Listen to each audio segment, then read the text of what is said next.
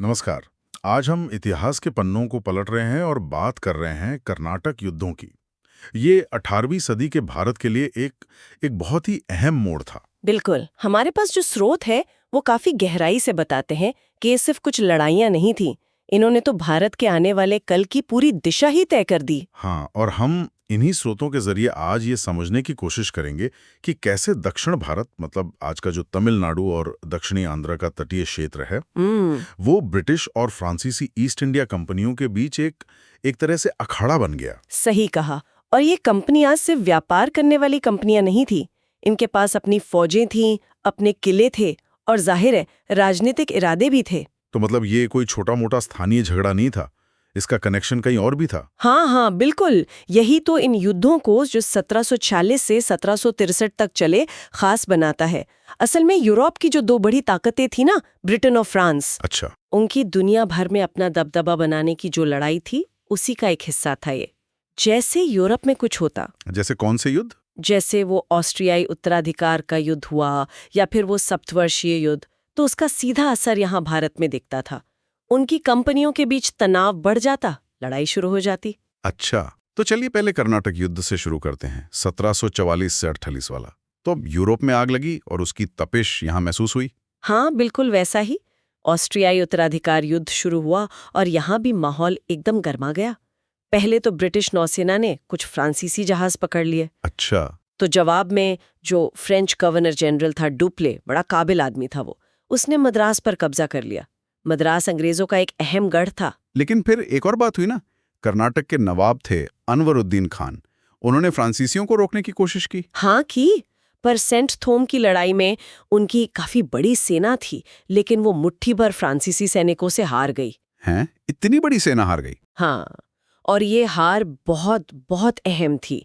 इसने डुप्ले को एक नया आइडिया दिया। क्या आइडिया? उसे लगा कि ये जो छोटी पर अनुशासित यूरोपीय फौजी टुकड़ियां हैं, ये बड़ी भारतीय सेनाओं पर भारी पड़ सकती हैं। और उससे भी बड़ी बात ये समझ आई कि भारतीय शासकों में जो आपसी फूट है, उसका फायदा उठाया जा सकता है।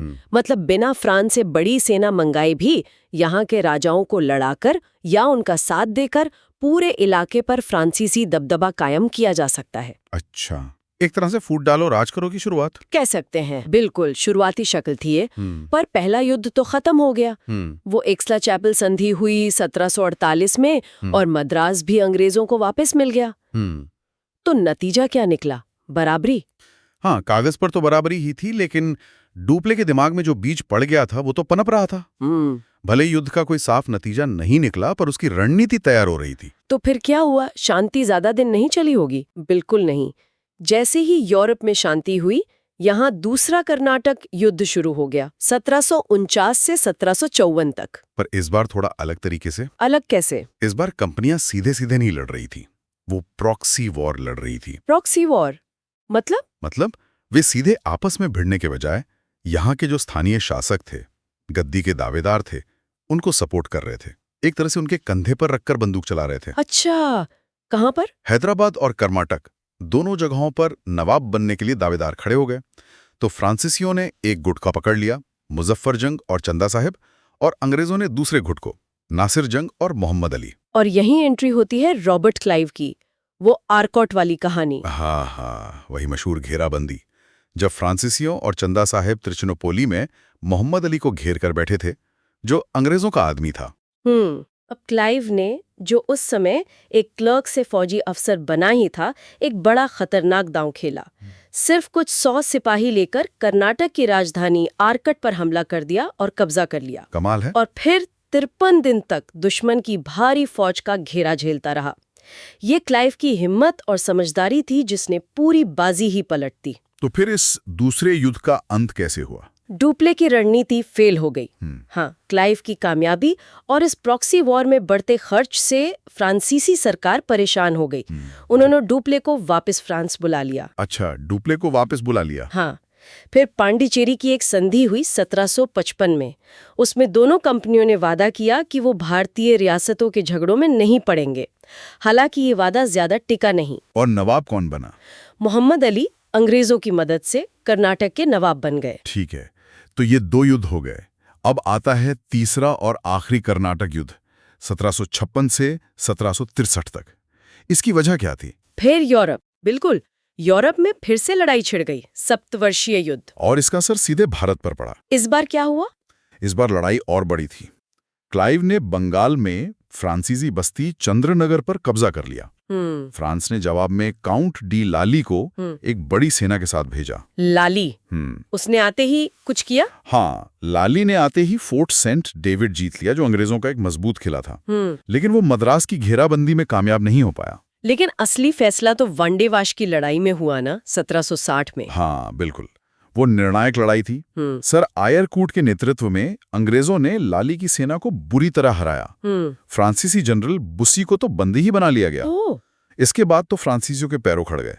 पांडिचेरी पर भी 1761 में अंग्रेजों का कब्जा हो गया, फिर माहे पर भी। ये फ्रांसीसियों के लिए मतलब कमर तोड़ने वाली हार थी। फिर युद्ध कैसे खत्म हुआ? युद्ध का अंत हुआ पेरिस की संधि से 1763 में। यूरोप में लड़ाई खत्म हुई तो यहाँ भी हो गई। फ्रांसीसियों को उनकी बस्तियां जैसे पौंडीचेरी, चंद्रनगर वापस तो मिल गईं, पर उसमें कुछ शर्त थी।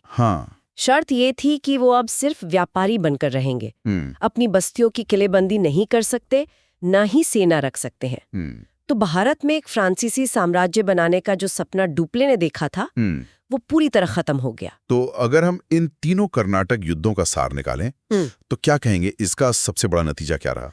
सबसे बड़ा और सीधा नतीजा तो ये था कि ब्रिटिश ईस्ट इंडिया कंपनी अब भारत में अकेली बड़ी यूरोपीय ताकत बच गई थी। फ्रांसीसी चुनौती पूरी तरह समाप्त हो गई थी। और इससे भी ज्यादा महत्वपूर्ण बात ये हुई, जैसा हमारे स्रोत बताते हैं, कि इन युद्धों ने कंपनी का किरदार ही बदल दिया। वो अब सिर्फ एक ट्रेडिंग कंपनी नहीं रही। हाँ, वो अब एक राजनीतिक और सैनिक शक्ति बन गई थी, जमीन जीतने वाली, राज करने वाली ताकत। बिल्कुल। और यहीं से भारत में ब्रिटिश राज की असली नींव पड़ी। वो रास्ता खुल गया जिससे कंपनी आगे चलकर पूरे भारत पर कब्जा कर पाई। तो मतलब कर्नाटक युद्धों ने सिर्फ फ्रांसीसी उम्मीदों को ही नहीं दफनाया, बल्कि ब्रिटिश कंपनी के लिए एक व्यापारिक अड्डे से एक विशाल साम्राज्य तक का सफर भी तय कर दिया। सही। और अंत में एक बात सोचने वाली है, जिसके संकेत हमें स्रोतों में मिलते हैं। क्या इन युद्धों ने सिर्फ भारत का भविष्य बदला, या इन्होंने ईस्ट इंडिया कंपनी को भी हमेशा के लिए बदल दिया? एक व्यापारी से शासक बनने का वो सफर, जिसकी कीमत खैर भारत और ब्रिटेन दोनों को चुकानी पड़ी। ये कहानी उस बदलाव की शुरुआत की है जो अक्सर नतीजों की चकाचौंध में कहीं खो जाती है।